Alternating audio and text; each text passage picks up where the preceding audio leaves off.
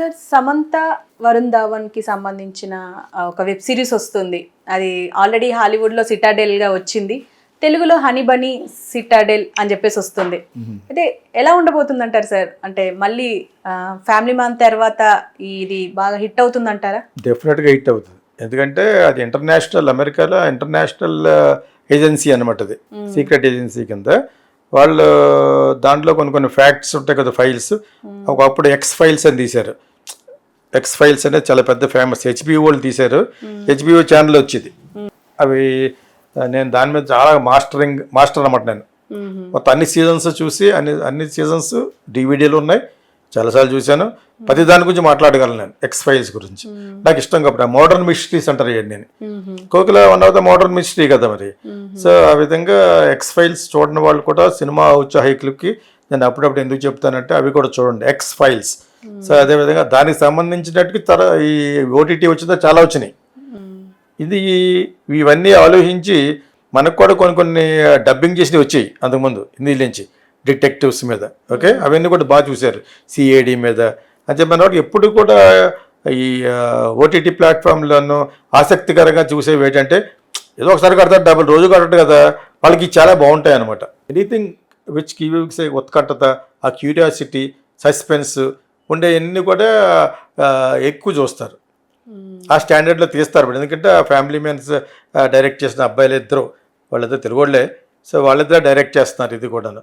So ఈ Citadel అనేది already పెద్ద hit American TV షోస్లో.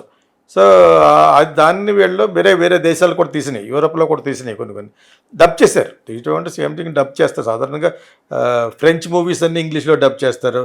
English movies అన్ని చాలా బాగుంటుంది డబ్బింగ్. మంచి కరెక్ట్గా వాయిస్, మనకే తెలుసు ఆడి వాయిస్ ఎలా ఉంటుందో, మనకు మాట కరెక్ట్గా అర్థం అవుతుంది. మంచి ఎక్స్ప్రెషన్తో చెప్తేనే మంచి డబ్బింగ్ కింద లెక్క. సో డబ్బింగ్ కింద తెలియకుండా చాలా బాగుంటాయి. సో ఇటువంటి సిటాడెల్ని వీళ్ళు రీమేక్ చేస్తున్నారు కాబట్టి రీమేక్ అంటే మన ఆర్టిస్ట్ కనపడాలి. ఇందులో మంచి పేరు తెచ్చుకున్న అతను వరుణ్ ధావన్ హ్యాండ్సమ్ ఫీల్. ఈ అమ్మాయి మంచి రేటింగ్ వస్తుంది, మంచి బడ్జెట్ కూడా వస్తుంది. ఒకవేళ వీళ్ళు మరి ఇండిపెండెంట్గా తీస్తున్నారో చీసి అమ్ముతున్నారో ఒక మంచి బడ్జెట్గా అమ్మవచ్చు. ఎపిసోడ్ ఒక 4 కోట్లు 3 కోట్లు పెడితే వీళ్ళకి చాలా ఎక్కువ వస్తుంది, ఎవరైతే తీస్తున్నారో వాళ్ళకి. అంచేది అంత ఉంటుంది కూడా. ఎందుకంటే వీళ్ళంతా హిట్ పేరు. ఫ్యామిలీ మ్యాన్లో ఈ అమ్మాయి సెకండ్ ఎంట్రీ ఇచ్చింది కదా, పార్ట్ 2లో వెబ్ సిరీస్ సెకండ్ సిరీస్ వచ్చినప్పుడు. ఈ అమ్మాయి ఉండడం వల్ల కూడా సౌత్ బాగా చూశారు. ఈ అమ్మాయి క్యారెక్టర్ కూడా బాగా చేశారు. అందులో శ్రీలంకన్ తమిళ్ లాగా చాలా బాగా చేసి, కొంచెం డార్క్ చేసి, ఈ అమ్మాయి మిలిటరీ డ్రెస్ గ్రీన్ వేసి చాలా బాగా చేశారు. ఇప్పుడు ఈ మధ్యన ఈ కారులో కూర్చొని ఇలా లాగటం, అని హోమ్ అని ఇవన్నీ ఎందుకు చేస్తా ఉన్నారు? అది వస్తుంది. చెప్పాం కదా, సమంత దొంగ ముక్కని. అది ఓన్లీ అవుట్ ఆఫ్ లవ్తో చెప్తుంది. ఎందుకంటే ముందు ప్రతిదానికినే అంతకుముందు ఒక గర్భం మీద ఏది తీసింది, యశోద. ఏం సినిమా అది? ఆ సినిమా అప్పుడు గోక్కుంటును నాకేదో పడిపోయాను అని ఎందుకు పెట్టింది? ఓన్లీ బస్ కోసం. ఇప్పుడు ఇవన్నీ కూడా అంత సీరియస్ ఏం కాదు. అంత సీరియస్ ఎలా చేస్తుందని ఏదో చిన్న డిసీజ్ ఉంది.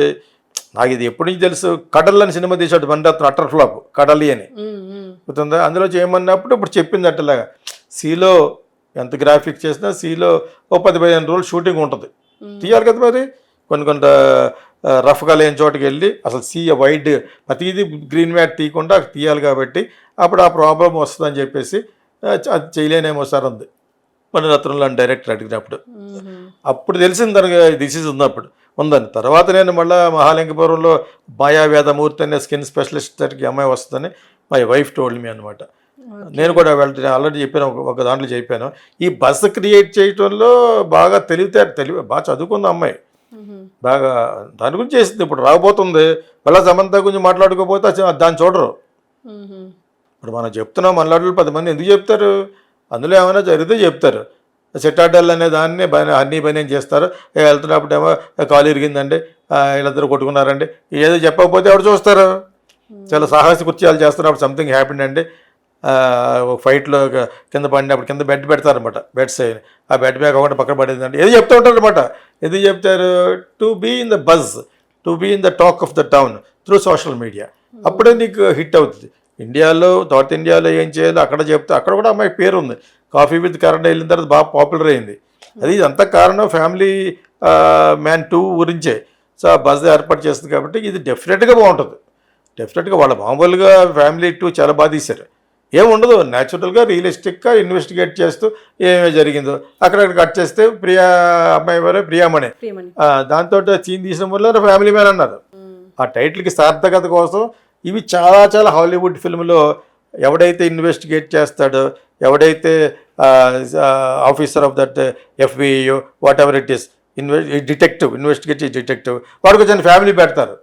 మొన్న కూడా సినిమా చూశాను.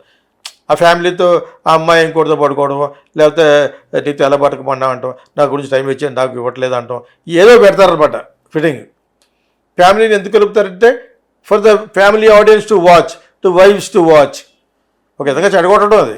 ప్రతి ఒక్కరు అలా ఉండకపోవచ్చు, కానీ అలా ఎందుకు పెడతారంటే ఈ రాజశేఖర్ సినిమాలు కూడా పెట్టారు. సినిమాలు పెడితే అతనికి తన వైఫ్ గొడవ వస్తూ ఉంటుంది. అదే తీశారు కదా గరుడ ఏదో తీశారు కదా, అందులో ఆ వైఫ్ తోటి గొడవ పడుతూ ఉంటాడు. ఇదంతా ఇన్ఫ్లుయెన్స్ ఆఫ్ ద హాలీవుడ్ ఫిల్మ్స్లో ఆ క్యారెక్టర్ ఉంటుంది ఎప్పుడూ. ఒక డిటెక్టివ్ వచ్చి ఈ cannot spare time to the family and son. కరెక్ట్గా ఆ కూతురుకు బర్త్డే జరుగుతూ ఉంటుంది, రాలేడు. అదే టైంలో అక్కడ మర్డర్ జరుగుతుంది. 100% పెడతారు అక్కడ. ఓకే, సో ఆ విధంగా ఎన్ని చూడాలి. నేను ఎందుకు చెప్తానంటే కావాలని నాకు తెలిసిన విషయాలని ఎగ్జిబిట్ చేసుకోవడం కాదు, సినిమా గోయర్స్ కోసం చెప్తాను. అందరూ వచ్చి జాయిన్ అవ్వలేరు కాబట్టి ఫిల్మ్ స్కూల్స్లో. నేను టైటిల్స్ కూడా ఎందుకు చెప్తానంటే ప్లీజ్ డూ వాచ్ అని. కొంతమంది రాగలరు, కొంతమంది స్తోమత లేని వాళ్ళు రాలేరు. నాకు రోజుకు ఒక 50 ఫోన్లు వస్తాయి అంతకు అట్లేను సార్ అని. సో వాళ్ళకు కూడా కొన్ని అడ్జస్ట్ చేస్తున్నాం ఈ మధ్యన.